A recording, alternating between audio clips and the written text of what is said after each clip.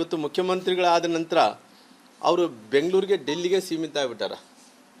ಅದು ಮೊನ್ನೆ ಚಿತ್ರದುರ್ಗದಲ್ಲಿ ಬಂದು ಅಲ್ಲಿ ಒಂದು ಸಭೆ ಮಾಡಿದ್ದೆ ಬಿಟ್ಟರೆ ಅವರು ಏನು ಮಾಡಿದಾರ ಮುಂದಕ್ಕೆ ಹೋಗಿ ಅಂದ್ರೆ ಡ್ರೋನ್ ಕ್ಯಾಮ್ರಾದಲ್ಲಿ ಇವತ್ತು ಸರ್ವೆ ಮಾಡೋಕ್ಕೆ ಹೊಂಟಾರ. ಅದು ಬಿಟ್ಟು ಬೇರೆ ಏನು ಕೂಡ ಆಗಲಿಲ್ಲ.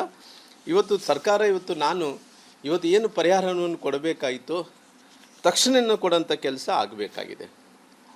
ಜೊತೆಲಿ ನಾನು ಈ ಸರ್ಕಾರಕ್ಕೆ ಕೇಳ್ತೀನಿ, ರೈತರೆಲ್ಲರೂ ಕೂಡ ಒಂದು ಪರಿಹಾರವನ್ನು ಕೊಡಬೇಕು ಅಂದೇಳಿ. ಪಾಪ ಇವತ್ತು ರೈತರೆಲ್ಲರೂ ಕೂಡ ಜಿಲ್ಲಾಧಿಕಾರಿಗಳ ಕಚೇರಿಗೆ ಹೋಗ್ತಾ ಇದ್ದಾರೆ, ಜೊತೆಲಿ ಸಂಬಂಧಪಟ್ಟಿದ್ದಂಥ ಅಧಿಕಾರಿಗಳ ಜೊತೆಲಿ ಕೂಡ ಹೋಗ್ತಾ ಇದ್ದಾರೆ.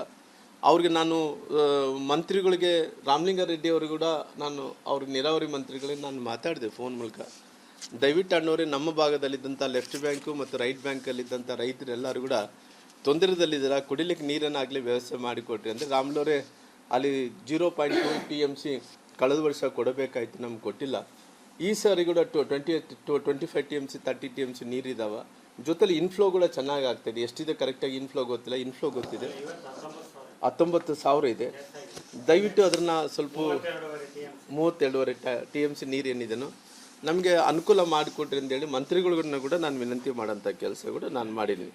ನಾನು ಇವತ್ತು ಮುಖ್ಯಮಂತ್ರಿಗಳು ಈ ರೀತಿ ತಕ್ಷಣವೇ ರೈತರಿಗೆ ಬೇಕಾದಂಥ ರೆಸ್ಪಾನ್ಸನ್ನು ಮಾಡಿ ಬರ ಪರಿಹಾರವನ್ನು ಬಿಡುಗಡೆ ಮಾಡೋದು ಬಿಟ್ಟು ಅವ್ರು ಮಾಡಿರೋದಂಥ ಲಾಭ ಏನು ಅಂದ್ರಿಗಿನ ಈ ಗ್ಯಾರಂಟಿ ಸಮಿತಿ ಅಧ್ಯಕ್ಷರಾದಂಥ ಕ್ಯಾಬಿನೆಟ್ ದರ್ಜೆ ಸಚಿವರಾಗಿ, ಕ್ಯಾಬಿನೆಟ್ ದರ್ಜೆ ಅಂದರೆ ಅವ್ರಿಗೆ ಕ್ಯಾಬಿನೆಟ್ದ ಮಂತ್ರಿಗಳು ಯಾವ ರೀತಿಯಲ್ಲಿ ಅವ್ರಿಗೆ ಒಂದು ಡೆಕೋರಮ್ ಇರುತ್ತನೋ, ಅವ್ರಿಗೆ ಯಾವ ರೀತಿಯಲ್ಲಿ ಪ್ರೋಟೋಕಾಲ್ ಇರ್ತಾನೋ ಆ ಗ್ಯಾರಂಟಿ ಸಮಿತಿ ಅಧ್ಯಕ್ಷರಿಗೆ ಇವತ್ತು ಆ ದರ್ಜೆಯ ಸ್ಥಾನವನ್ನು ಕೂಡ ಕೊಡೋಂಥ ಕೆಲಸ ಮಾಡಿದ್ದಾರೆ. ಬಹುಶಃ ಈ ವಿಚಾರದಲ್ಲಿ ಯಾರನ್ನ ಕೇಳಲಾರ್ದಂತೆ ಅವರು ತಕ್ಷಣವೇ ಇವತ್ತು ಗ್ಯಾರಂಟಿ ಸಮಿತಿ ಅಧ್ಯಕ್ಷರಿಗೆ ಎಲ್ಲವನ್ನು ಕೂಡ ಸ್ಥಾನವನ್ನು ಕೊಡೋಂಥ ಕೆಲಸ ಮಾಡಿದ್ದಾರೆ. ಇವತ್ತು ಈ ರೈತರ ಪರಿಹಾರವನ್ನು ಕೊಡ್ರಿ ಅಂದ್ರಿಗಿನ ಇಲ್ಲ ರೀ, ಡ್ರೋನ್ ಕ್ಯಾಮರಾ ಸರ್ವೆ ಆಗಬೇಕು, ಕೇಂದ್ರಕ್ಕೆ ಪತ್ರ ಬರೆದಿದ್ದೀನಿ, ಅದು ಬಿಟ್ಟರೆ ಬೇರೆ ಏನೂ ಕೂಡ ಆಗ್ತಾಯಿಲ್ಲ. ಅದಕ್ಕೋಸ್ಕರ ಇವತ್ತು ರೈತರೆಲ್ಲರೂ ಕೂಡ ಸಂಕಷ್ಟದಲ್ಲಿದ್ದಾರೆ, ಅವರು ಪರಿಹಾರವನ್ನು ಕೊಡೋಕ್ಕೆ ಆಗ್ತಾಯಿಲ್ಲ. ಗ್ಯಾರಂಟಿ ಸಮಿತಿಯ ಅಧ್ಯಕ್ಷರಿಗೆ ಮಾತ್ರ ಅವ್ರು ಎಲ್ಲ ರೀತಿಯಲ್ಲೂ ಕೂಡ ಹಣವನ್ನು ತುಂಬಿಸೋಂಥ ಕೆಲಸ ಮಾಡ್ತಾಯಿದ್ದಾರೆ. ರೈತರೆಲ್ಲರೂ ಕೂಡ ಬೀದಿ ಪಾಲು ಆಗ್ತಾಯಿದ್ದಾರೆ, ರೈತರೆಲ್ಲರೂ ಕೂಡ ಸಂಕಷ್ಟದಲ್ಲಿದ್ದಾರೆ. ರೈತರ ಪಾಲಿಗೆ ಎಳೆನೀರು ಬಿಟ್ಟಂಥ ಕೆಲಸ ಇವತ್ತು ಸರ್ಕಾರ ಕೂಡ ಮಾಡ್ತಾಯಿದೆ. ಜೊತೆಲಿ ಈ ಸರ್ಕಾರದಲ್ಲಿ ಯಾರು ಖುಷಿಯಾಗಿರೋಂಥದ್ದು ಈ ನಾಡಿನ ಜನರು ಯಾರು ಕೂಡ ಖುಷಿಯಾಗಿಲ್ಲ. ಈ ನಾಡಿನ ಜನರು ರೈತರೆಲ್ಲರೂ ಕೂಡ ಗೋಳಾಕ್ಕೊತ ಇದ್ದಾರೆ. ಇವತ್ತು ಬಡವರೆಲ್ಲರೂ ಕೂಡ ಗೊಳೆಗೆ ಹೋಗ್ತಾ ಇದ್ದಾರೆ. ಯಾವುದೇ ಅಭಿವೃದ್ಧಿ ಕೆಲಸಗಳು ಆಗ್ತಾಯಿಲ್ಲ.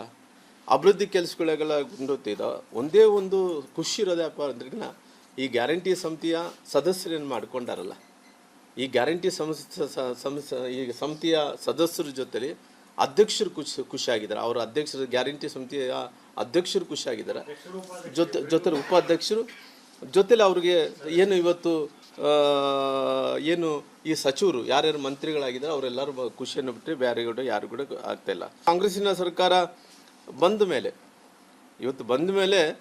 ಇವತ್ತು ಯಾರು ಈ ರಾಜ್ಯದ ಜನರು ತೃಪ್ತಿಯಾಗಿಲ್ಲ, ರೈತರು ತೃಪ್ತಿಯಾಗಿಲ್ಲ. ಅವ್ರಿಗೆ ಬೇಕಾದಂಥ ಗ್ಯಾರಂಟಿ ಸಮಿತಿಯಲ್ಲಿ ಸದಸ್ಯರು ಅವರು ಚೆನ್ನಾಗಿದ್ದಾರೆ, ಜೊತೆಲಿ ಅವ್ರ ಅಧ್ಯಕ್ಷರು ಚಲೋ ಇದ್ದಾರೆ, ಜೊತೆಲಿ ಅವ್ರ ಸಚಿವರು ಎಲ್ಲರೂ ಕೂಡ ಹ್ಯಾಪಿಯಾಗಿದ್ದಾರೆ. ಇವತ್ತು ಹೈಕಮಾಂಡಿಗೆಲ್ಲ ಕೂಡ ಏನು ಕಪ್ಪು ಕಾಣಿಕೆಯನ್ನು ಕೊಡಬೇಕಾಯ್ತು ಎಲ್ಲವನ್ನು ಕೂಡ ಕೊಡೋಂಥ ಕೆಲಸ ಮಾಡ್ತಾರೆ. ಅವ್ರ ಜೋಬನ್ನು ತುಂಬಿಸಬೇಕಾಯ್ತು ಅವೆಲ್ಲ ಕೂಡ ಜೋಬನ್ನು ತುಂಬಿಸೋಂಥ ಕೆಲಸ ಮಾಡ್ತಿದ್ರೆ ಅವರು ಹೈಕಮಾಂಡು, ಅವ್ರ ಗ್ಯಾರಂಟಿ ಸಮಿತಿಯ ಅಧ್ಯಕ್ಷರು, ಉಪಾಧ್ಯಕ್ಷರು, ಜೊತೆಲಿ ಅವರಿದ್ದಂಥ ಸಚಿವರು ಮಾತ್ರ ಹ್ಯಾಪಿಯಾಗಿದ್ದಾರಾಗಲಿ, ಯಾರು ಕೂಡ ಹ್ಯಾಪಿಯಾಗಿಲ್ಲ ಅನ್ನೋಂಥ ಮಾತನ್ನು ಕೂಡ ಹೇಳೋದು. ಜೊತೆಲಿ ಅವರು ಹೈಕಮಾಂಡ್ ಮೆಚ್ಚೋ ಸಲುವಾಗಿ ಎಲ್ಲ ಕಪ್ಪು ಕಾಣಿಕೆಯನ್ನು ಅಲ್ಲಿ ತುಂಬಿಸೋಂಥ ಕೆಲಸ ಕೂಡ ಮಾಡ್ತಾರೆ. ಇವಾಗ 15,000 ಕೋಟಿ ರೂಪಾಯಿ ಅವ್ರಿಗೆ ಆದರೆ ಬಿಡುಗಡೆ ಮಾಡ್ತಾರೆ. ಜೊತೆಲಿ ರೈತರಿಗೆ ಇವತ್ತು ರೈತರೆಲ್ಲರೂ ಕೂಡ ಆತ್ಮಹತ್ಯೆಗಳು ಮಾಡ್ತಾ ಇದ್ದಾರೆ, ಯಾವುದೇ ರೀತಿಯಲ್ಲಿ ಕ್ಯಾರಿ ಅಂತ ಇಲ್ಲ.